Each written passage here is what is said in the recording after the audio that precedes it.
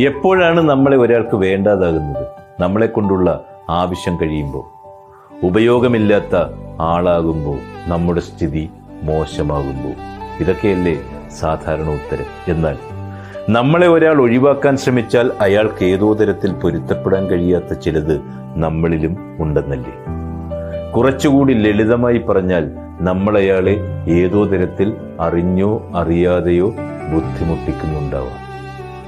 അയാളുടെ സ്വാതന്ത്ര്യത്തിലോ വികാരങ്ങളിലോ ജീവിതത്തിലോ നമ്മൾ ഒരു പരിധിക്കപ്പുറം ഇടപെടുന്നുണ്ടാവാം. ഒരാൾ നമ്മളെ ഒഴിവാക്കുന്നതിൽ നമുക്കും ഒരു തരത്തിൽ പങ്കുണ്ട്.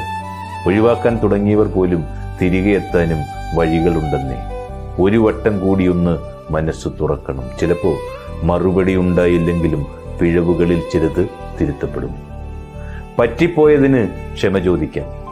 അറിഞ്ഞിട്ടുള്ളവരാണെങ്കിൽ, ഉള്ളു തുറന്ന് തിരിച്ചറിഞ്ഞിട്ടുള്ളവരാണെങ്കിൽ തീർച്ചയായും അവർ നമ്മളിലേക്ക് മടങ്ങി